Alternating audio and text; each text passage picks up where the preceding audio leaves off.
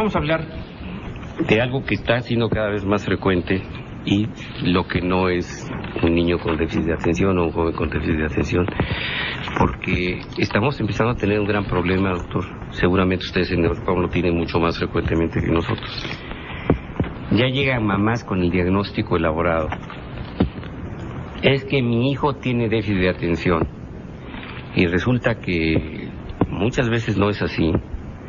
Y también cuando nos dicen que es hiperactivo, tampoco es realmente hiperactivo.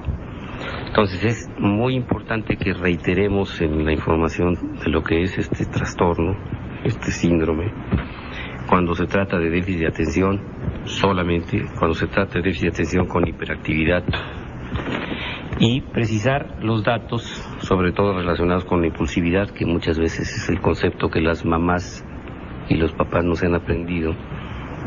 Y hacer la diferencia con aquellos niños que pueden tener una conducta perturbadora, una conducta antisocial, un negativismo desafiante, o que tienen algunas otras formas de inquietud como respuesta a lo que sucede en el ámbito de sus familias o en relación con los adultos o con los padres.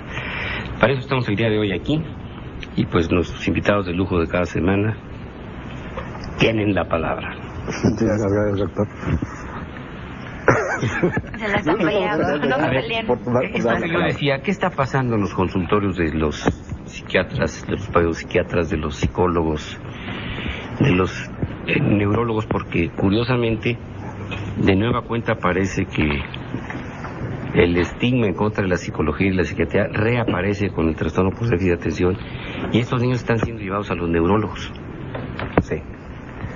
Y me han sorprendido porque, dado que la mamá o el papá hacen el diagnóstico y no quieren aceptar que ese es un trastorno que contempla la psiquiatría y la psicología específicamente, pues van con el neurólogo, practica algún estudio, da su docta opinión, y después nosotros tenemos que reconstruir el tratamiento farmacológico hasta el diagnóstico y otras cosas. Sí. ¿Qué está pasando, niño? Y no se trata de quererles quitar la chamba, ni mucho menos. No. Pero bueno, la formación del neurólogo es una muy clara y muy específica, y no tiene que ver nada con problemas de conducta con los niños. Entonces no tienen esa formación. Es como si yo quisiera, por ser médico, atender a un paciente con cáncer. Digo, simplemente no tengo la menor idea.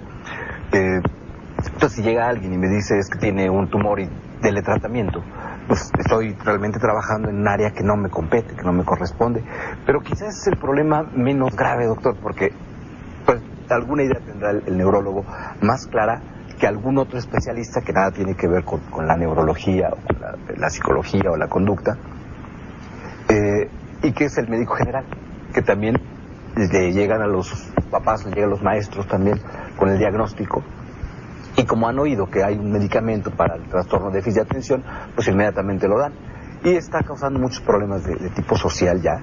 Se está sobrediagnosticando el diagnóstico de déficit de atención con hiperactividad.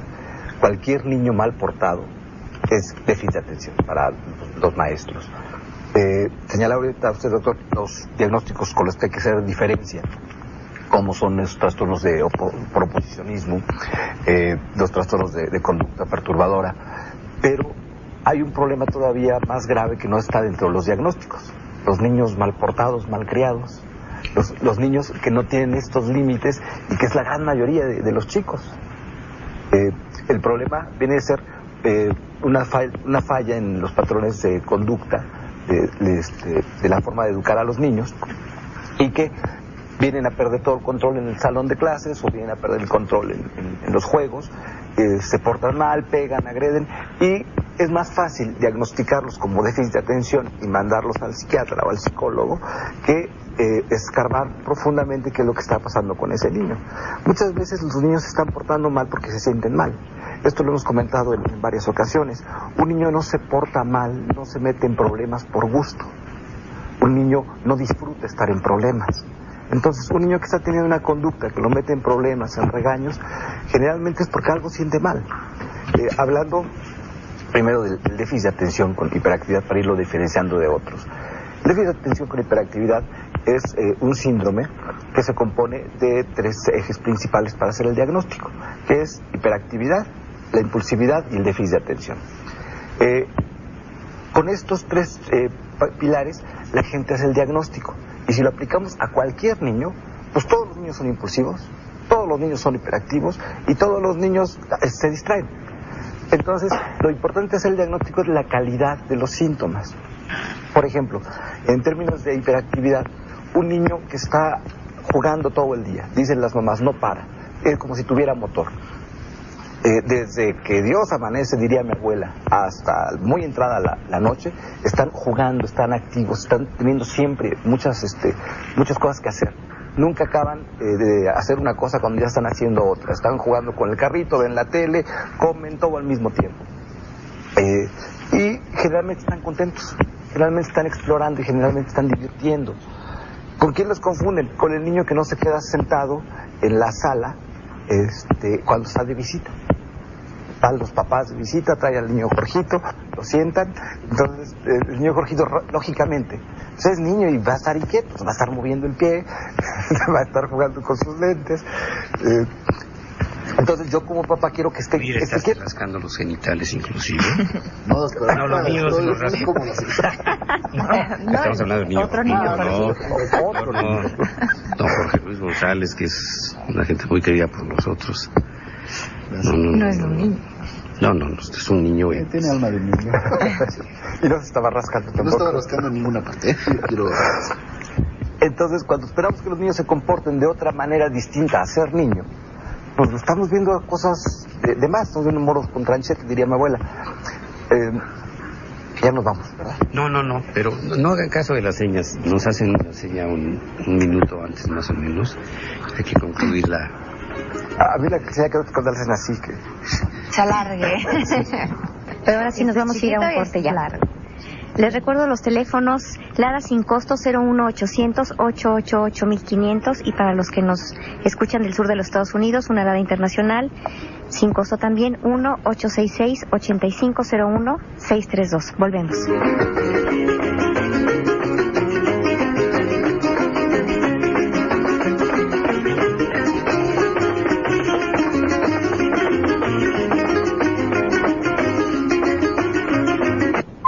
Radio Fórmula, en toda la República Mexicana.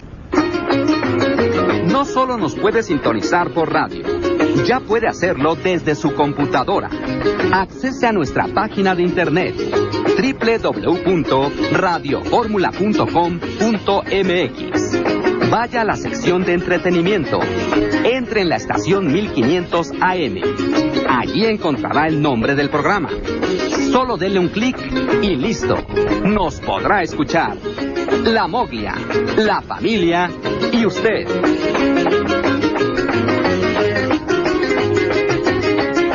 Doctor Marco Campuzano, continuamos con esto de... Entonces, distinguir lo que es y no es déficit de atención con hiperactividad. Que insistiríamos, se está sobrediagnosticando. Todos los niños llegan al consultorio y dice las mamás, yo oí el programa del doctor Lamoglia y el niño es hiperactivo, punto. Cuando en realidad hay que hacer un diagnóstico diferencial, porque aunque todo requiere tratamiento y todo puede ser llevado con un buen abordaje terapéutico y llevarlo a un buen camino, no va a ser el mismo tratamiento para los distintos problemas de conducta. Entonces decíamos que hay tres bases, 3 puntos que sustentan el diagnóstico de déficit de atención con hiperactividad. Uno es que los niños son muy activos. Distinguir un niño hiperactivo es aquel que sube, baja, rompe, abre, investiga y está todo el día moviéndose. Dice las mamás como si tuviera un motor. Pueden dar las 11, 12 de la noche, el niño feliz. La conducta de este niño llama la atención porque no concreta ninguna actividad y está activo todo el tiempo. Está jugando todo el tiempo, está investigando todo el tiempo. Una cosa que nos ha llamado la atención es que el niño tiene esa actividad y está feliz, está contento, busca con qué divertirse. Entonces el niño hiperactivo, cuando sobre todo está empezando a manifestar las conductas del déficit de atención con hiperactividad, los niños son alegres, no son malintencionados. Su actividad, que puede ser romper algo incluso, no es por maldad. No. A un niño con hiperactividad le llama la atención el micrófono que trae Jorge y entonces se lo quita y para ver qué es, no con una actitud de maldad. Y eso tendríamos que diferenciarlo con el niño que está teniendo otro tipo de conducta. Muchas veces un niño está en un salón de clases, por ejemplo, Y pues un niño lógicamente no va a estar 6 horas sentado viendo un pizarrón con una maestra fea y amargada. Digo, si está guapa y alegre, a la mejor así, aguanta media hora. No aguantan. Bueno, media hora sí, es lo máximo. Sí, ya después de ver la media hora, pues ya me aburro, ¿no? Entonces, el niño va a estar jugando con su compañerito, va a estar molestándolo. Estoy tratando de molestar a Jorgito para que hable. Eso es natural en un niño. Cuando los papás o los maestros exigen que esté un niño inmóvil durante varias horas, pues es poco menos que imposible. El otro de los síntomas es la impulsividad. El niño no pone a razonar, no se pone a pensar sobre las cosas y está haciendo las cosas muy rápidamente. Por ejemplo, no espera juegos en los turnos. No espera turno en los juegos, perdón. Yo también. No espera turno en los juegos. Siempre quiere que le toque a él. Es dislalia o desastre. Lo leí en inglés, entonces. No se puede formar para pegarle a la piñata, por ejemplo. Por ejemplo, no puede esperar el turno a la piñata y entonces rápidamente se va a formar 3 o 4 veces hasta adelante. En la resbaladilla va a empujar a sus compañeritos para ser el primero que se tire. Y difícilmente se va a integrar a juegos en equipo. Habría que distinguirlo con el niño que no es más que impulsivo, sino agresivo. El niño que se agandalla a los demás. El niño que trata de tener alguna situación de poder sobre los otros y que le anda pegando a los niños. Que habría que distinguir entre la impulsividad y una acción de daño o de tratar de agresividad a los niños. O de defensa. O de defensa. Entonces, habría que ver por qué no espera turno en la resbaladilla o por qué quiere ser el que tira el penalti. Eso es todo muy actual. Entonces, un síntoma más del daño cerebral. Y lo falla, además, ¿no? Sí, pues, invariablemente. Eso es casi la firma de que existe la seguridad de que es mexicano, ¿eh? Si alguien falla un penalti, ese es mexicano, sea el preciso o sea quien sea. Hay que practicar penaltis, muchachos.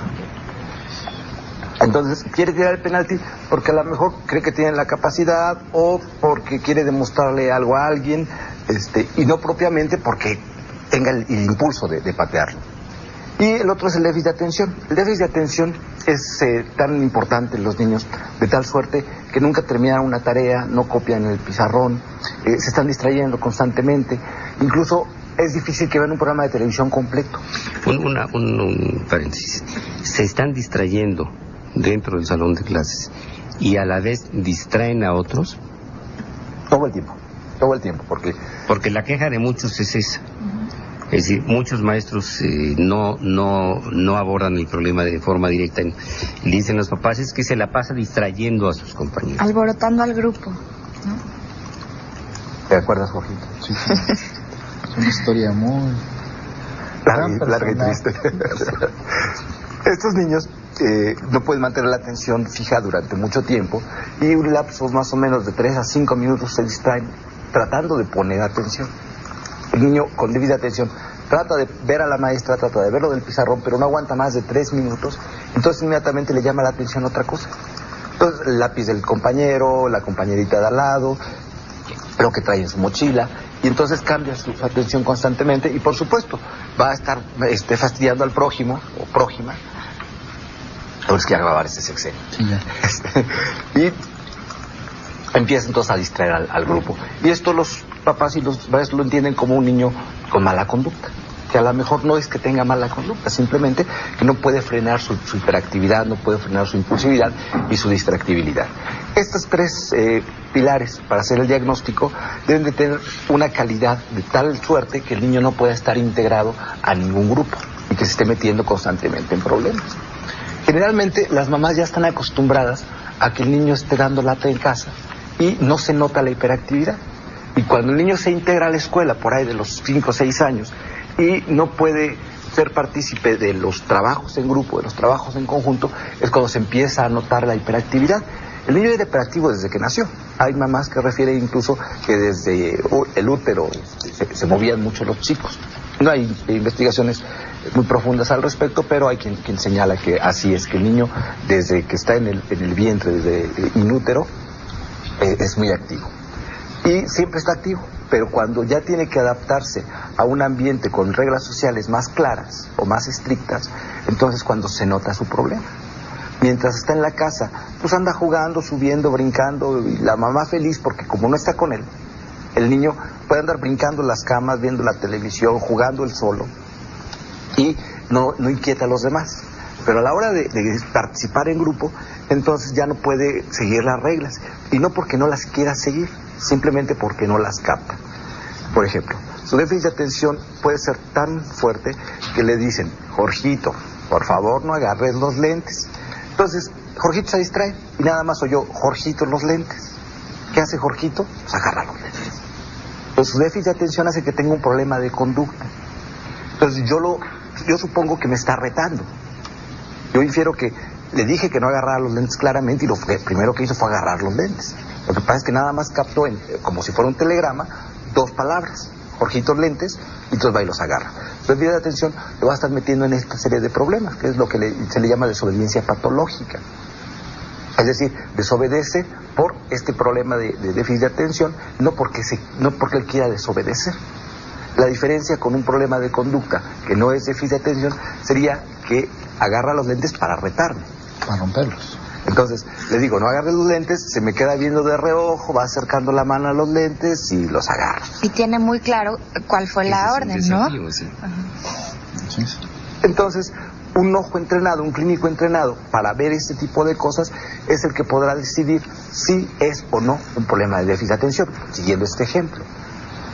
Porque si la mamá nada más me dice, es que no me obedece y rompe los lentes, lo primero que le digo que no haga es lo que hace.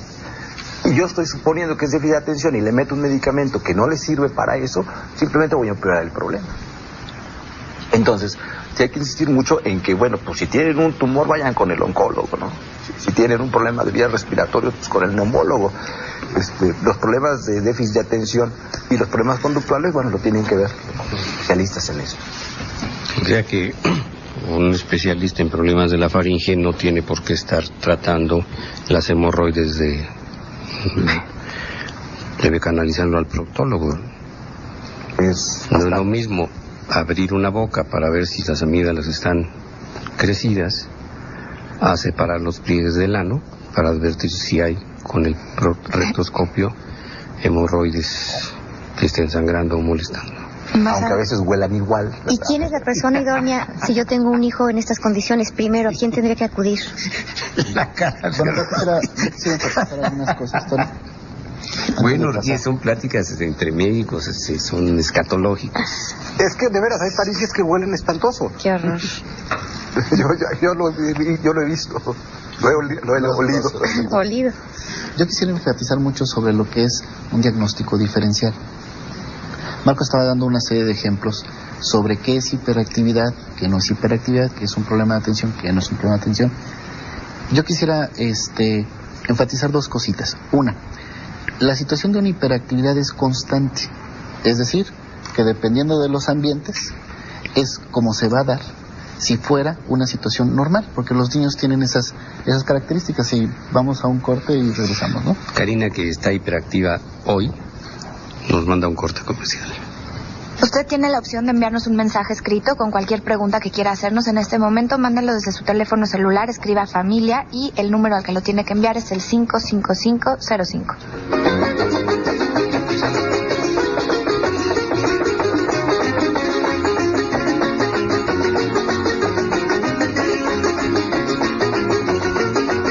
Seguimos con lo que es y lo que no es. La hiperactividad, cuando ésta se encuentra circunscrita en un salón de clases, lo primero que hay que evaluar es si se está presentando en diferentes ambientes. Hay niños que se comportan diferente en casa, diferente en la escuela. Hay mamás que refieren a un niño hiperactivo, pero los profesores no lo ven como tal. Esto es algo muy importante porque la hiperactividad, una de las características que tiene, es que no importa en el ambiente que se genere, sino en donde siempre va a estar presente esa característica en el chiquito, o en el niño, o en la niña, ¿no? Pues eso era mi caso, don Jorge. Sí, porque mandaban llamar a mi mamá porque yo era muy latoso en la escuela. Y decía, pero ¿cómo es posible si la casa es muy bruto, no hace nada, no da lata, no está leyendo, nunca da problemas, es muy... Entonces no podía entender my mother por qué yo en la casa era tímido, pues importado y decente, y en la escuela no. Sí, por eso abusan de uno, Doc.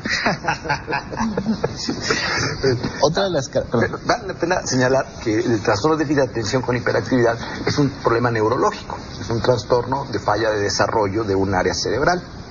Específicamente, algunas investigaciones señalan que es el sistema reticular activador, que es una red que va conectando desde el centro del cerebro hacia arriba, hacia la periferia, hacia la corteza cerebral, va conectando las distintas áreas cerebrales y va coordinándolas. Entonces, esta red de repente pierde la señal, pierde el impulso y cambia de señal. Entonces, por eso es constante, por eso está permanentemente el déficit de atención y la hiperactividad el niño, y no es tan selectiva. Sí es cierto que el ambiente puede modificar un poco la conducta del niño con déficit de atención, sin embargo, esta va a estar constante, porque insistiríamos, es un trastorno neurológico, es un problema de desarrollo que no va a ser selectivo, no va a decir, aquí sí me porto bien y allá no. Nada más voy a hacer un pequeño paréntesis. A pesar de ser un daño neurológico, es decir, están afectadas las neuronas, está afectada la estructura anatómica y funcional del sistema nervioso, el diagnóstico y el tratamiento del déficit de atención lo deben hacer los psiquiatras y los psicólogos especialistas en niños, no el neurólogo.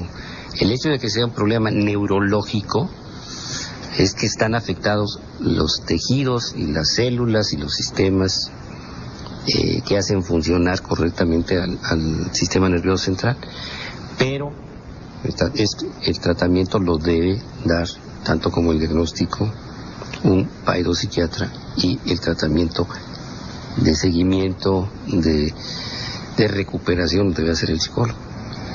Porque si no se van a confundir. ¿Cómo están diciendo que no lo ven los neurólogos y dicen que es un trastorno neurológico? Bueno, porque así es. Yo creo que esa observación, doctor, me parece sumamente acertada y muy valiosa, porque todavía suponen las gentes que cuando hablamos de psicología hablamos de cosas así muy extrañas, no sé, como almas, espíritus o cosas más allá. Cuando estamos hablando realmente de neuronas, estamos hablando de un cerebro que tiene un funcionamiento a través de las neuronas y de los neurotransmisores que están produciendo, y que bueno, la traducción va a ser la conducta y el pensamiento, y es los psicólogos, los psiquiatras quienes vemos esto y trabajamos directamente sobre neuronas, no sobre no sé, almas o espíritus, ¿no? Todavía la gente separa la mente y el cuerpo como si fueran dos cosas completamente distintas. Realmente es exactamente lo mismo. Pero es cierto, ¿no? Los problemas neurológicos de conducta, de pensamiento, de acción, lo vemos, bueno, los psicólogos, los psiquiatras. Los neurológicos de motricidad, de espasticidad, de parálisis, de falta de sensación, pues se ven los neurólogos. Y además es un trabajo en equipo, ¿no? Se mantienen en comunicación, me imagino lo que una área dice y lo que la otra, ¿no? Sobre todo en el sofisticadísimo sistema de comunicación de Neurocom, que tú no sabes. Decir. Claro, bueno, y ahí tienen sus Palms y sus... No, que tienen de tocho, ¿verdad? Todos sus programas, sí. Pero sí, me imagino que es una red importante de comunicación entre ambos especialistas. Lo ideal sería eso, la realidad es que no siempre se lleva a cabo. Nosotros hemos podido zanjar un poquito esos problemas con nuestro sistema de cómputo que nos ha facilitado la comunicación entre los distintos especialistas. Sin embargo, fuera de Neurocom y otras instancias, es bien difícil que se pongan de acuerdo neurólogos con psiquiatras, con psiquiatras, con psicólogos. Incluso parecería que se están peleando. ¿Cómo una pelea repetida? Al contrario, debería de ser... El neurólogo ve al psiquiatra con mucho desprecio. El neurólogo nos ve como los loquitos, ¿no? Y seguramente lo estamos, pero digo que no nos vean con desprecio. Y los psiquiatras ven con desprecio a los psicólogos, y los psicólogos, dependiendo de su especialidad, ven con desprecio a los educativos o a los conductuales. En fin, esto ocurre mucho en las instituciones, sobre todo del gobierno. No entiendo mucho la razón por la cual ocurre esto, pero parecería que se están peleando, no sé, están peleando la vieja, no entiendo. Es sobrevivencia. Porque el problema que hay son los marcos de acción que cada uno tiene, que están tocando muchas cosas en conjunto, y que debería de ser así, pero no se quiere entender porque o desaparece una disciplina o desaparece la otra. Yo lo veo como una situación de sobrevivencia, que es absurda porque todos son especialistas en conducta, ¿no? Cada uno tiene su especialidad, ¿no? O todo el mundo tiene su forma de explicar un fenómeno, ¿no? En función de diferentes cosas que se observan. Yo lo veo más con sobrevivencia. Pero además, yo creo que un especialista de cualquiera de estas áreas no puede saber más allá del 10% de lo que en realidad hay en el cerebro, y la conducta, y nuestros pensamientos, y nuestros sentimientos. Yo creo que si pudiéramos juntar los 10% de todos los especialistas, pues ya le andamos llegando al 60% como para ir entendiendo a un humano y tratar de ayudarlo. Pero uno solo no puede, definitivamente. Pero bueno, por un humano. Pero ¿qué pasa para entender a una humana? Porque ahí yo creo que nos quedamos como son 12, se necesitan 12. Por eso dicen que a las mujeres no nos tienen que entender, nos tienen que querer. Ya tiene el diagnóstico, ¿sí? Einstein dijo, después del universo está el segundo misterio. Sí. Lo dijo Einstein, y Einstein era Einstein. No nos tienen que entender, nos tienen que querer. Y ya con eso. Bueno, regresamos al tema porque el paréntesis ya nos estamos viendo. se prolongó. Otra cosa del diagnóstico diferencial. Otro de los factores importantes del diagnóstico, que tiene que ver mucho con lo que estábamos platicando, es que los niños que sufren de hiperactividad van desarrollándose. Cuando se van desarrollando, van modificando sus comportamientos. Un niño que es hiperactivo no lo modifica.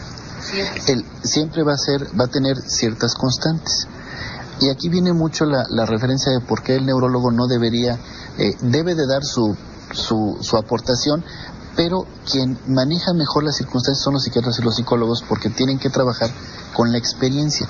El problema del niño hiperactivo es que si es un niño hiperactivo del libro que tiene una disfunción neurológica, imagínense que es un chiquito que está creciendo con un ojo, no tiene visión, por ejemplo, de profundidad. Cuando va creciendo, generalmente esta hiperactividad, que es neurológica, va mejorando con el tiempo, tiene la tendencia a mejorar, aunque no lleve tratamiento. Pero el niño va desarrollando experiencias. Entonces, lo que tiene mucho problema cuando es un hiperactivo residual es cómo aprendió a ver sin ese ojo, cuando a los 16 años sí lo tiene. Entonces, ¿qué pasa cuando una persona no tiene profundidad en sus primeras etapas de vida? Cuando la llega a tener, hasta se marea, porque no sabe exactamente cómo manejarse. Es lo mismo que pasa con un hiperactivo.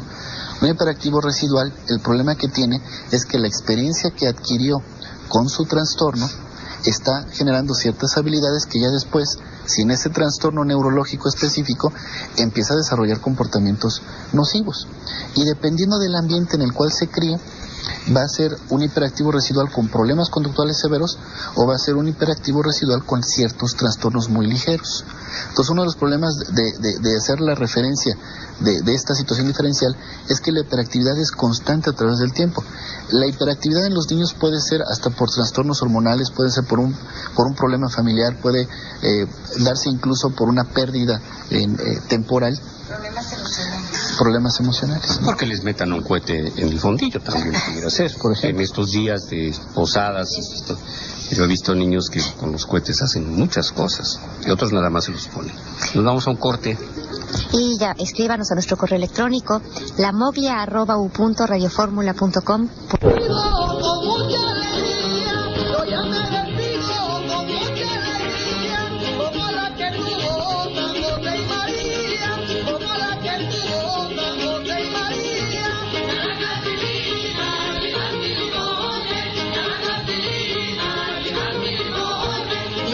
Están con nosotros el doctor Marco Campuzano y el doctor Jorge Luis González, compañeros nuestros de aquí, de la Moglia, la familia y usted. Ellos están en Neurocom y el día de hoy estamos hablando del trastorno por déficit de atención con hiperactividad. Si usted tiene alguna duda, háganosla saber, se la resolvemos. Llámenos, nuestros teléfonos en cabina 3004-3320, 3004-3321, o si nos está viendo en televisión por cable, en Telefórmula, llámenos al 01800-888-1500. Vamos a continuar con este tema.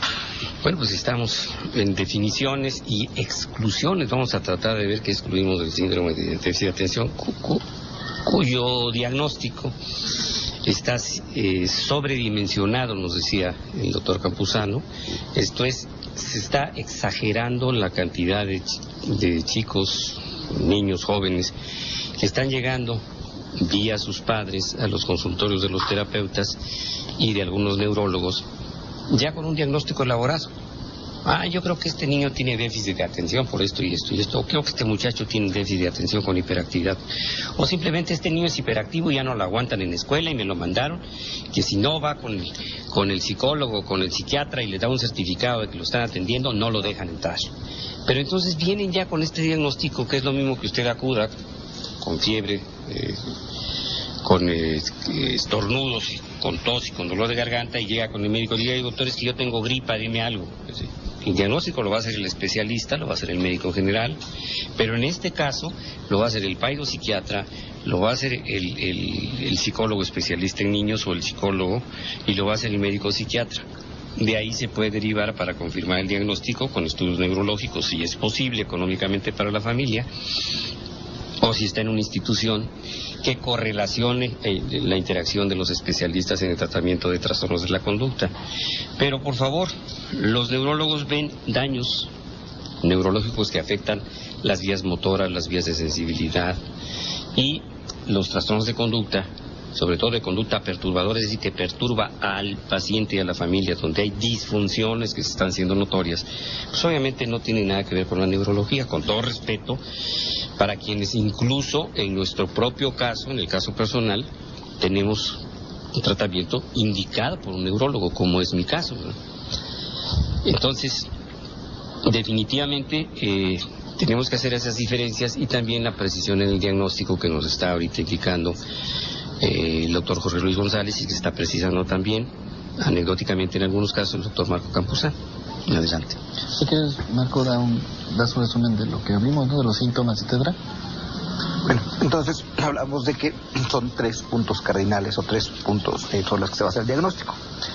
La hiperactividad del chico, que tiene un trastorno de déficit de atención con hiperactividad, es constante, está haciendo todo el tiempo, no hay una mala intención, no hay un mal afecto en estos chicos, al menos al principio, distinguiéndolo de los chicos que simplemente se portan mal porque no tienen límites. Esto hay que precisarlo muy claramente, porque aunque los dos tienen o requieren tratamiento, son tratamientos muy distintos. Un niño con déficit de atención, al cual le voy a dar el socorrido Ritalin, Concerta, Estratera y algunos otros medicamentos que se usan para ello. En algún momento se daba el café, se usaba la cafeína. A mí me daban café desde niño, no se me quitó nunca. ¿Para calmarte? ¿Para bajar? Sí, por supuesto. Son estimulantes. Como hay un daño cerebral mínimo localizado básicamente en la corteza cerebral. Estaba diciendo el doctor hace un rato, la formación reticular del mesencéfalo, que es activadora ascendente, es la que está funcionando. Entonces el niño está hiperactivo porque el control cortical no existe. Entonces necesitas dar un estimulante de la corteza para que exista un equilibrio entre esas dos fuerzas y el niño normalice su conducta. A todo un niño con daño cerebral le das un Tegretol, una benzodiazepina. Si el diagnóstico es correcto, lo pones como loco porque deja de funcionar la corteza cerebral, y entonces lo que prevalece es la actividad de la formación reticular mesencefálica, que es activadora ascendente. Sí. En lugar de estar regida por la fuerza, la estructura y la fisiología de la corteza, como la corteza tiene una disfunción mínima, no tiene la energía para contrarrestar esto. Entonces tienes que dar un estimulante para que se tranquilicen, esa es la paradoja. Sí. Si el diagnóstico no está acertado y el niño está muy inquieto por ansiedad, porque sus papás están peleando, porque el amante de la señora ya lo descubrieron y todo este rollo. Le da del niño. El amante ¿cómo ya no entendés? ¿Del niño? La señora tenía el amante y tuvo al niño. Sí, y tuvo al niño. Ah, ok. Pero no era en el Federico Dorin o en el Manuel Virviesca de tu familia, man. Te ha vuelto a verte Lo haces casi psicópata, ¿verdad? Entonces, si le doy un estimulante a un niño que tiene una gran ansiedad, que por eso está hiperactivo, lo pongo peor. Entonces, aunque todos esos requieren tratamiento, hay que hacer el diagnóstico muy preciso. Y el diagnóstico se hace mucho por la experiencia clínica. Un niño que está muy activo, pero está contento, puede que sea hiperactivo. Si un niño está muy ansioso, le sudan las manos, no sabe qué hacer, está en algún lugar y nada más está bailando, y empieza a molestar al prójimo, y su afecto es malo, pues probablemente tiene un problema emocional que está provocando esa hiperactividad. Llega otro chico y agarra los lentes y ¡pum!, se lo suena, le golpea. Probablemente esto no fue impulsividad, Probablemente el niño se siente tan mal que se quiere defender de su compañero, que siente que lo está agrediendo, y un médico o un especialista que no se dedique a este tipo de cosas no tiene la visión para darse cuenta que no fue un acto de impulsividad, fue un acto de defensa o de agresión. Y el clínico sí va a poder distinguir cuando esa es una impulsividad por situaciones neurológicas, como las estábamos señalando. El déficit de atención, también hay que ser muy cauto con ello, porque un niño que está distrayendo, pues sí se está distrayendo y está bien que distrae, no me sirve para hacer diagnóstico, sino la calidad de esa distractibilidad. Si el niño está recibiendo una indicación y le dicen, Jorgito, no te estés agarrando los zapatos. Ay, qué bueno, yo ya decía. Es nada más un ejemplo clínico. Que agarren a otro. Bueno, otro podemos decir enfermo, porque a mí. Laurita, Orquídea, no se estén arreglando el pelo. Bueno, sí, pues nada más es un ejemplo. Ok, cambiemos de ejemplo. Jorgito, no te estés agarrando tus cositas. Entonces, tus zapatos. Y nada más oye a parcialidades. Entonces el niño no capta toda la información, ¿no? Lo que comentábamos hace rato. Uno de los síntomas, por ejemplo, del déficit de atención es que pierden constantemente las cosas. Llegan las mamás y dicen, no, pues es que ya perdió 6 suéteres en este año. El clínico tiene que ver si de veras los perdió porque se distrae, o al niño le vale sorbete el suéter, porque me llamaría la atención cómo es que ya le compró 6 suéteres al niño. Bueno, yo quiero decirle que si hay un caso así, el niño que más suertes ha tenido en su vida de chiquito era Tonati, pues tiro por viaje los perdí. En alguna escuela que estuvo aquí en México el año que pasó conmigo a los 6 años, había un tambo donde estaban los suéteres de los niños que los dejaban en la escuela. Y deben haber sido, en una escuela con 1000 niños, había 30 que perdían suéteres. Pero el caso de Tona era impactante y todavía provocando estas conductas. Y el problema emocional que provoca ansiedad y enojo, bueno, va a hacer que esté metiendo en estos líos. La hiperactividad de Karina se vuelve a ser manifiesta y nos mandan a un corte comercial. Distraerse con facilidad, actuar de manera impulsiva o ser hiperactivo a veces. Pero un niño con trastorno por déficit de atención muestra estos síntomas y comportamiento con mayor frecuencia y severidad que los otros niños de su misma edad. Quiero de veras agradecer a Sonaranda, sobre todo a Anastasia, que nos hayan regalado este disco. Y fuimos al concierto de Aurora. Maravilloso, ¿eh? Y fíjese, esta interpretación de un son jarocho que se llama El Coco, no es muy conocido, es un son en menor. Qué maravilla, ¿eh? Disculpe, pero es que me gustó mucho. Además, un melómano como el doctor dijo. No más del son. Como tengo déficit de atención, ya no me acuerdo qué estaba diciendo. ¿En qué te quedaste? ¿En qué me quedé? Yo también, bueno, ya tenemos la distractibilidad en el niño llama mucho la atención porque pierde los cuadernos constantemente, pierde los lápices, pierde los suéteres, pero no hay esa mala intención de perderlo. Y esto es lo que nosotros valoramos mucho. Y además al niño no le conflictúa tanto, porque no tiene tanta importancia. Un niño que tiene un problema emocional, que está distrayendo y está pensando en otras cosas, también nos los va a reflejar en otras actitudes. Por ejemplo, el diagnóstico que hacemos tiene que ser integral, tanto valorar la situación neurológica como psicológica. Por ejemplo, los dibujos de los niños, y Jorge ahorita nos dirá cómo hace sus dibujos, cómo valora psicológicamente a los chicos. Los dibujos Jorge va a acabar con negativismo desafiante. Y ahorita que le demos la palabra. Ahora, O deprimido. Ya se me fue otra vez. No. De mi depresión. De los dibujos. Los dibujos de los niños nos señalan cómo se sienten. Entonces, un niño con déficit de atención generalmente va a hacer un dibujo alegre e incompleto. Y va a tener algunas fallas neurológicas. Ahorita Jorge nos va a abundar en esto. Esas fallas neurológicas se van a manifestar en los dibujos. Van a ser los dibujos o muy grandes o muy pequeños. En fin, un niño con un problema emocional probablemente tenga algunas fallas motoras mínimas por ansiedad, por su misma ansiedad, por sus mismas fallas, pero nos va a estar reflejando el contenido de su dibujo, su preocupación. Puede que use colores muy oscuros, puede que haga unos dibujos muy pequeñitos y se dibuje en la orillita de la hoja y un papá enorme. Puede que utilice algunos otros símbolos para estar manifestando su gran ansiedad, y que eso es lo que está ocasionando su problema conductual, más allá que pudiera ser un déficit de atención. Por ejemplo, ¿podría neurológicamente fallar un penalti? Sí, sí, Marco los falla. Ya está la guerra, ya empezó. Oye, Marco, pero los niños con déficit de atención, los estás pintando como que están contentos, pero también empiezan a sufrir, ¿no? Cuando empieza el problema, no tienen problemas emocionales, no tienen trastornos emocionales. El niño con déficit de atención es tan regañado que se sobrepone un problema emocional. Entonces tengo un problema conductual que se va a ir perpetuando por un trastorno emocional. Y los niños hiperactivos acaban tristemente alcohólicos, tristemente fracasados. Son niños que pueden ser muy inteligentes, pueden ser muy brillantes, tienen unas grandes capacidades cognitivas.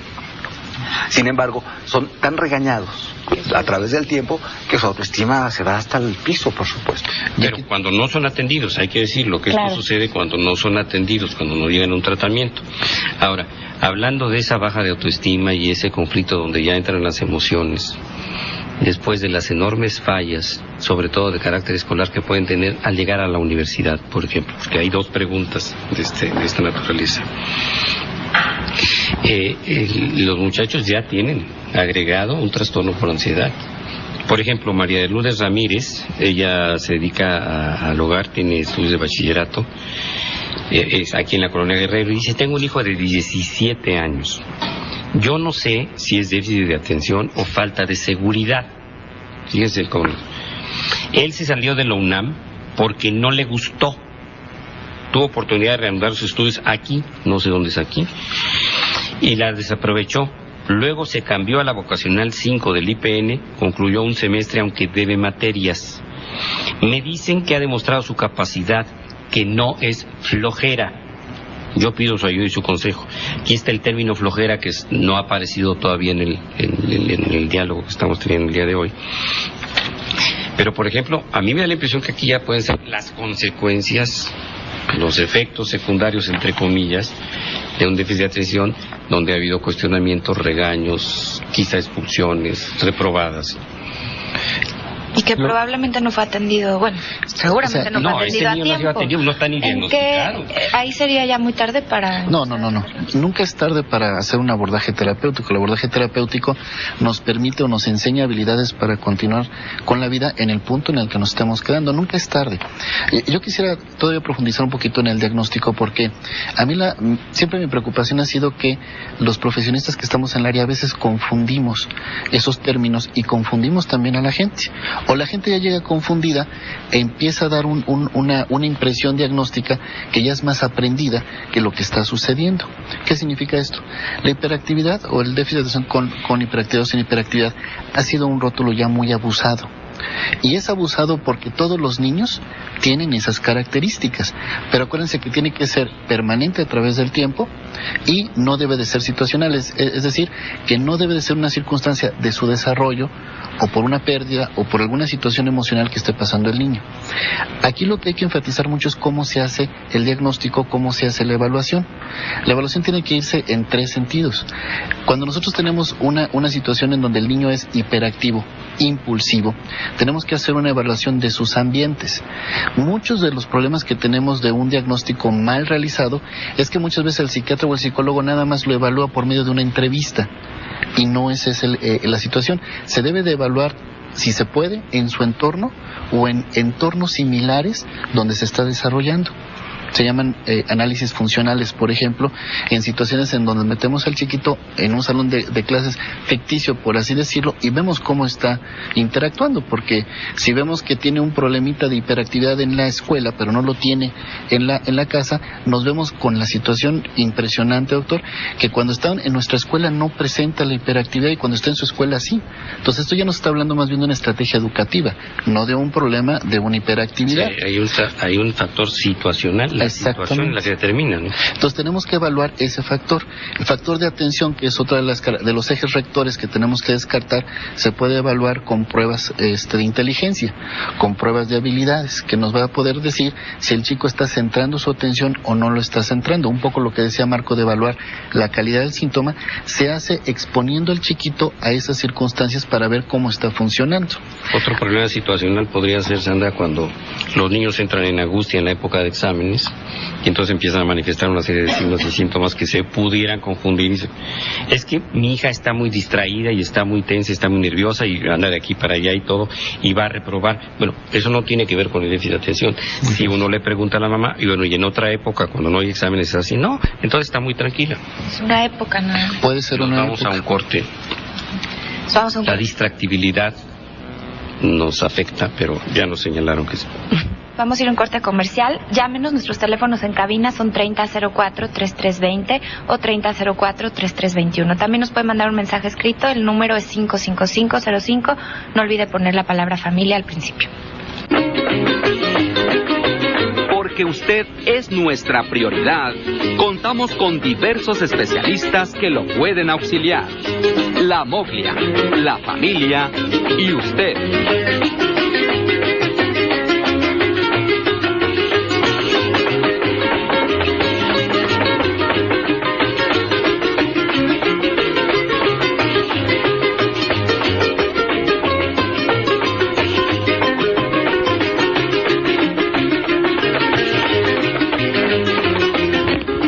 Bueno, nos quedamos platicando un poquito de cómo se hace la evaluación. Entonces, en términos generales, la evaluación hay que ir sondeando estos tres ejes rectores, que es la impulsividad, el déficit y la hiperactividad. Entonces hacemos evaluaciones que se le llaman evaluaciones in situ, que significa ir a los lugares, mandar cuestionarios, etcétera, para poder identificar cómo está la calidad de cada uno de estos ejes rectores y poder determinar si el niño tiene una hiperactividad o no tiene una hiperactividad. Una de las cosas importantes sobre el diagnóstico es que tenemos que prever siempre que, independientemente que sea hiperactividad o no, es un chico que están remitiendo por un problema. Y en función de ese problema hay que dar opciones terapéuticas. Cuando tenemos un chiquito que tiene hiperactividad o no tenga hiperactividad, pero está en desarrollo y generando esta serie de conductas desadaptadas, evidentemente hay un foco rojo muy importante, que es el hecho de que el chico está aprendiendo en la actualidad a disfuncionar en un medio. Entonces, la pregunta que hacía el doctor acerca del chico que estaba en la preparatoria, ¿no? Que si tiene hiperactividad o no, evidentemente ya tiene un problema de ajuste esta persona. Siempre es importante en todos los periodos de ajuste buscar apoyo. Es evidente que tendremos habilidades enseñadas por situaciones ambientales durante nuestro desarrollo, en familia o fuera de ella, que nuestras habilidades serán muy buenas a la época de los 10, 12 años, pero a lo mejor esas habilidades no son tan buenas cuando estamos expuestos a experiencias a los 15 o a los 16. Hay chicos, por ejemplo, que tenemos en Eurocom que fueron muy buenos estudiantes y cuando ya tienen que ver con sus habilidades sociales en 15, 16 años, ya tronaron. Sí, cuando ¿no? ya tienen que interactuar con sus compañeros. Novias, compañeros, fiestas, empiezan a tener problemas. Yo creo que es muy importante que cada vez que veamos un desajuste, empecemos a trabajar en las habilidades que necesita para ajustarse. Y en ese sentido ir rescatando muchas situaciones que el ser humano atraviesa a través de su vida, ¿no? Ahora, yo creo que es muy importante que aunque no sea déficit de atención con hiperactividad como el síndrome puro, sí vale la pena siempre hacer el diagnóstico y el tratamiento. Porque el tratamiento no es nada más dar medicina o aceptar que tengo un problema de desarrollo que puede ser neurológico, sino que puedo tener también habilidades o inhabilidades y que eso va a requerir un tratamiento y un apoyo que puede ir no solamente desde lo farmacológico, sino el abordaje terapéutico. Porque uno aprende en la vida lo que está recibiendo, no aprende otra cosa. Entonces, si yo aprendo a que no sirvo, me desarrollo como si no sirviera. Si yo aprendo a que soy distraído y me considero distraído y me acuso de distraído, sigo perpetuando esa conducta y aprendo a ser más distraído. O sea, puedo aprender a hacer cosas terribles. No sé, yo aprendí a distraerme y aprendí a perder el suéter y acabé perdiendo la novia, ¿verdad? Fue déficit de atención. Fue déficit de atención. Y no se fue conmigo, ¿eh? Entonces puedo ir aprendiendo a perfeccionar mis inhabilidades. O sea, si ya sé que me cuesta trabajo relacionarme con las chicas y lo resuelvo de una manera muy fácil, no voy a fiestas, no me relaciono, bueno, voy perpetuando esa inhabilidad. Entonces también lo puedo aprender. La señora Isela, no nos dice su apellido, tiene 35 años, nos pregunta específicamente cuáles son los síntomas que tiene un niño con hiperactividad. Pues su hijo tiene eso, no sé cómo se lo diagnosticaron porque no nos lo especifica, pero dice que como no lo sabían, la gente lo hizo a un lado, es lo que comenta ella. Hay así como una lista de de características que tendría el niño en su conducta para que los papás lo pudieran detectar? Hay un cuestionario que está en la red, sobre todo en asociaciones de hiperactividad, que empieza a ser aplicado mucho en las escuelas para poder iniciar, no diagnostica, inicia la pronta identificación de un problema escolar. Para identificarlo, no para diagnosticarlo. Inmediatamente después de esto, debe de ser remitido a un lugar donde lo puedan diagnosticar apropiadamente. El diagnóstico tiene que ser con grupos. Tiene que verlo el psiquiatra, el psicólogo, los terapeutas en comunicación humana, porque entre todos ellos van a aportar una visión distinta de alguna de las áreas y van a darle el abordaje necesario. Entonces, esto es muy importante porque no es nada más diagnosticar y dar medicamento, que ese es uno de los pecados graves que se está cometiendo actualmente. Sí, es terapia y todo lo que necesita. Pero yo como mamá, ¿qué tendría que ver en mi hijo? ¿Qué podría notar? Que se porta mal, que no obedece, que no... si le doy una orden no la lleva a cabo. Yo siempre digo que cuando hay una preocupación hay que averiguar por qué es la preocupación, ¿no? O sea, yo primero diría que toda la gente que tuviera una preocupación se acercara, porque hay mucho más información, incluso de manera pública, como en el internet, acercarse a conocer qué es lo que está pasando. Posteriormente, como dice Marco, creo que hacer una valoración multidisciplinaria es lo más oportuno. Ahí la gente que está trabajando multidisciplinariamente le va a poder dar una orientación muy clara a su problemática. ¿Cuáles son los síntomas? Pues los 3 ejes rectores que comentaba Marco, que es cuando el niño no está poniendo atención, puede ser distractibilidad o puede ser un problemita de atención. Cuando es muy impulsivo, y la impulsividad siempre está buscando reaccionar, pero no de una manera negativa, es decir, el niño no está buscando hacer daño, el niño simplemente es verborreico o está todo el tiempo caminando o está sin poderse sentar, no ve una película y la finaliza, como decía Marco, no concretiza las cosas, es otra de las características. Y la situación, tenemos la hiperactividad, me falta una, déficit de atención. El déficit de atención, que es cuando el chiquito no puede centrar la atención más allá de 5 minutos, que ese ya es un problema. Entonces, cuando se enmarcan estos 3 factores, es que podríamos estar hablando de una hiperactividad, siempre y cuando son constantes a través de diferentes ambientes del chiquito y a través del tiempo de desarrollo del niño. Y estas inhabilidades no le permiten adaptarse a sus ambientes. Está metiendo constantemente en problemas, el chico requiere atención. Como dice la señora Isela, que se aísla, que no lo aceptan. No puedes tener amiguitos así. Sí, y ahora está ocurriendo un fenómeno en este momento, se está sobrediagnosticando, cosa que nos fuimos al otro extremo cuando no se diagnosticaba y nada más. Todo mundo tiene. Y nada más éramos niños o groseros o tontos. Y que todo se resolvía malcriados, y que todo se resolvía pues poniéndonos el tragamais en la nuca, ¿no? Niño inquieto y va tras la boca. Nalgada.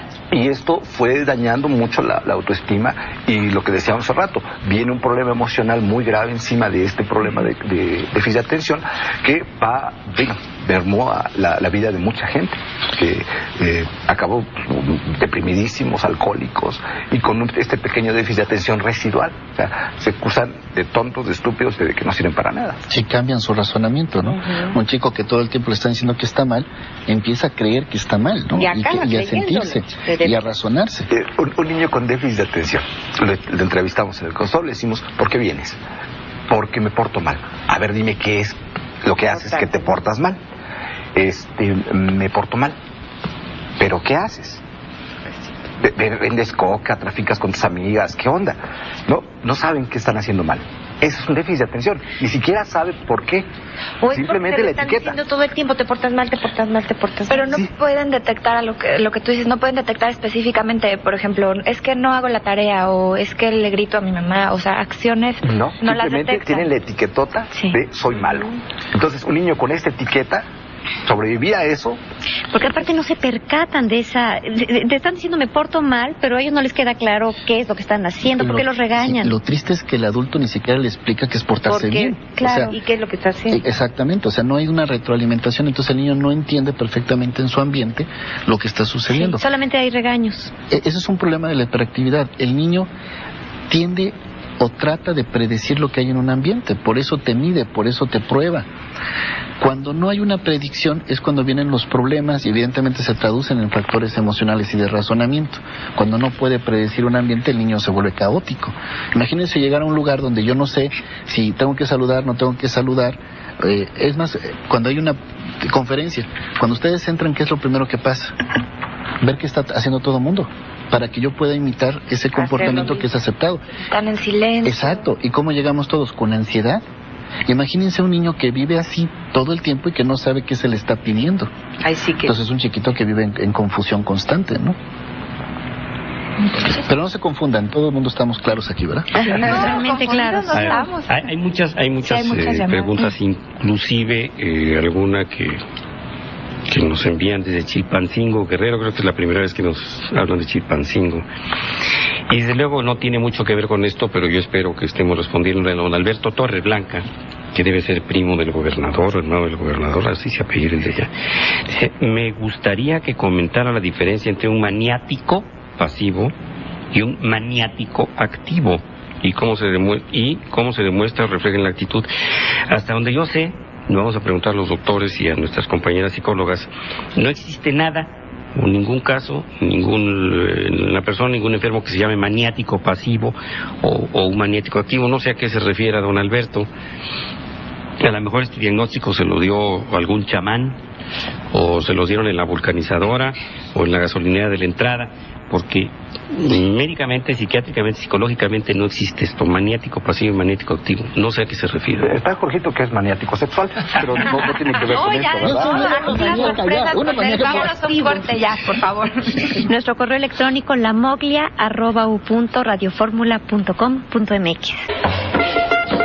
En personas específicas, el trastorno por déficit de atención con hiperactividad puede estar relacionado con lesiones cerebrales o infecciones, herencia genética, desarrollo más lento de lo normal en partes del cerebro, toxinas encontradas durante el embarazo, alergias o hipersensibilidad a alimentos y colorantes, aprender de comportamientos impulsivos o hiperactivos.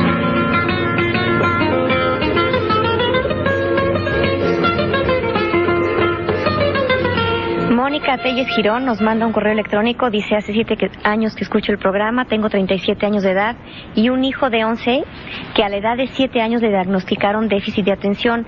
Le recetaron Ritalin un cuarto cada 3 horas. ¿Cada 3 horas?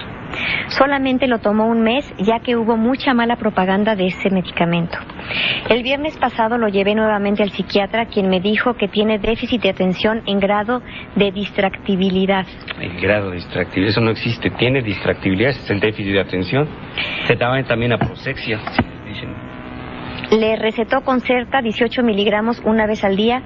El Concerta y el Ritalin, señora, son exactamente lo mismo, es metilfenidato. Es igualito, nada más con otro nombre. Mi pregunta es, yo sé que existe otro medicamento llamado Estraterra, quiero saber qué opinión tienen ustedes de este medicamento. Es muy bueno, pero es muy caro. No sé. Es carísimo. Es carísimo, es buenísimo, pero es muy caro, sí. Estraterra. Pero ahí está esta falacia de estar atacando el metilfenidato, que es la medicina por antonomasia, el medicamento de elección en el déficit de atención con hiperactividad, siempre y cuando esté perfectamente diagnosticado por el psiquiatra, por el psicólogo clínico y, si quieren ustedes, por el neurólogo también. El problema es que si se da Ritalina a un niño que no tiene déficit de atención con hiperactividad, sino alguna otra cosa de las que hemos estado mencionando, pues el niño se va a acelerar. Pero el Ritalin es excelente medicamento y ustedes están haciendo caso de lo que dice la prensa a través de comentarios de una señora bastante tronada de la cabezota que empezó trabajando como voluntaria en los hospitales y ahora el régimen de la Junta le dio chance de trabajar en salubridad y que es hermana del doctor Simi y de tía del Niño Verde y todo, y hace unos desmadres y unos escándalos y todo. Se le ocurre, dependiendo, no sé si de su temperatura rectal o alguna otra cosa, y se le ocurre estar diciendo a la santa señora esa que el metilfenidato hace daño. Y la señora ni es médica, ni es psicóloga, ni es nada. Es alguien inquieta por los enfermos mentales, lo cual es loable, pero zapatero a tus zapatos. Entonces, fíjese, ¿dejó usted cuántos años sin tratar a su niño? de los 7 años a los 11, 4 añotes, Cruciales. que no le dio el Ritalin, que es el metilfenidato, y le da Concerta, que es el metilfenidato. Y pregunta por otro medicamento, tampoco está conforme con el segundo. No, pues denle a aguas de Baco o flores de Baco, póngale un cuarzo en la cabeza o llévenlo a la villa. Pues, si van a creer en lo que dice cualquiera, pues créanlo. Si van a creer en lo que dicen las ciencias del comportamiento y la medicina, bueno, pues créanlo. Y estos comentarios sobre los ataques a los medicamentos es tan ocioso como que alguien que no conoce de medicamentos para el cáncer diga que son terribles porque te tiran el pelo, ¿no? Porque te hacen sentir muy mal. Es que le dieron la quimioterapia y tuvo vómito. Es mala. A ver, aquí hay una que tiene... Entonces, y que empezáramos a sacar en el periódico diciendo que no se la tomen porque les hace daño. Pues es gravísimo eso. Y hay gente que ha dado mal el medicamento, que no ha hecho bien el diagnóstico, y nos ha tocado ver casos gravísimos donde un problema de epilepsia, que tenía un trastorno conductual como manifestación de su epilepsia, no era la epilepsia motora, era una epilepsia bastante más compleja, le dieron un estimulante. Entonces, darle un estimulante, una lesión cerebral, en 3, 4 ocasiones los hemos visto terrible. Los niños contra la pared a topes, literalmente. Pero el medicamento bien dado, pues si yo tengo cáncer y me dan mi quimioterapia, pues me va a ir re bien. Es para eso. Si tengo déficit de atención y me dan alguno de esos medicamentos, excelente. Ahora, no todos los niños responden al mismo medicamento. No estamos hablando de un mejor medicamento o un peor medicamento. Depende de las características propias del pequeño y qué tan profundo sea su problema de desarrollo, hablando de déficit de atención. Entonces, puede modificarse al metilfenidato de liberación prolongada, que es el Concerta, y el otro, también va a tener diferencias, aunque es el mismo, por las características del niño. Entonces, habrá niños que funcionen con un cuartito de pastilla, habrá niños que funcionen con 2 pastillas. Entonces, depende de la profundidad del problema. Pero lo que sí, el metilfenidato, hicieron una maniobra de mercadología extraordinaria y de mercadotecnia al quitarle el nombre Ritalin, que sigue existiendo en el mercado y que es el más conocido y el que tiene años de usarse, y le pusieron Concerta, pero es la misma sala, nada más con otro nombre, y entonces las personas, pues del Concerta no han dicho nada. Del Ritalin sí, pues es lo mismo. Es exactamente lo mismo. Es exactamente lo mismo. Exactamente. Sin cambiarle una moleculita, nada, es exactamente lo mismo. Metilfenidato. Por supuesto. Sí, el punto aquí importante es diagnosticar correctamente. Un niño bien diagnosticado con el medicamento, dicen los papás, es otro. Y realmente la conducta del niño es otra. Un niño puede estar en el salón de clases perfectamente, recibiendo toda la información, terminando sus tareas, y no es porque nos importe que hagan las tareas, o sea, que 10. Se acaben las quejas. Pero dejan de joder, dejan de molestarlo, dejan de estarlo fastidiando y le quitan su etiqueta de malo y de tonto. Y esto es muy importante. María del Carmen nos llama del Estado de México, tiene 29 años y nos dice que su hijo de 6 años padece el déficit de atención y le dan un tratamiento, toma Atemperator, y que empezó a sangrar mucho de la nariz, que si se lo sigue dando. Necesita ser valorado. Un mal diagnóstico, ese es un mal tratamiento, y el sangrado de la nariz lo tiene que llevar con el otorrino. Si me hubieran dicho que tomaba Epamin y sangrado de las encías, a lo mejor sí, pero Atemperator, que es el ácido valproico, es un antiepiléptico, señora. Y si al niño lo diagnosticaron con déficit de atención, con hiperactividad, y le dan Atemperator, le están dando para una cosa, algo que es para epilepsias, y no tiene que ver, hasta donde yo sé, con el sangrado de la nariz. Pero además aquí hay algo muy interesante, doctor, nos pasa con mucha frecuencia. Los papás oyen lo que se les da a su fregada gana. Entonces, llegan con el médico y le dice, fíjese que tiene déficit de atención. Lo valora uno y dice, mire, en efecto tiene déficit de atención, pero eso no es el problema. Sí se distrae, pero eso no es el problema. Se distrae porque tiene un foco irritativo. Trae una epilepsia del tamaño del árbol de Navidad. Lleno de foquitos irritativos. Se le da su medicamento y la mamá sale con su Atemperator o su carbamazepina o el medicamento se le haya dado para su epilepsia. Es déficit de atención y tomas esto. Y lo prefieren por dolor, porque de déficit de atención a un foco irritativo o a una convulsión, híjole, pues uno pensaría, pues es más benévolo el déficit de atención, ¿no? Entonces no voy por el déficit de atención. Más sonado últimamente, ¿no? Es la moda. Está más, ya no se llama fashion, se llama trendy ahora, es más trendy. Estás in. Sí, estás in. También Dora Isabel Garza, de Nuevo León, nos llama, dice que tiene un hijo de 9 años al que le diagnosticaron déficit de atención. Esto se lo dijo un neurólogo pediatra. También le recetó Estratera desde hace una semana y quiere saber si es correcto. Ha notado cambios en su hijo a raíz del medicamento y dice que fueron inmediatos. En Monterrey, ¿a dónde puede canalizar? ¿Dónde lo puede llevar? Bueno, no sabemos si haya canales que lleguen al río que atraviesa Monterrey, pero lo pueden llevar con... Pero el medicamento... El mismo neurólogo pediatra que hizo el diagnóstico, que parece ser correcto, porque la prueba terapéutica Es que se está con el mejorando. Estratera funcionó. La señora dice, he notado cambios en mi hijo a raíz del medicamento.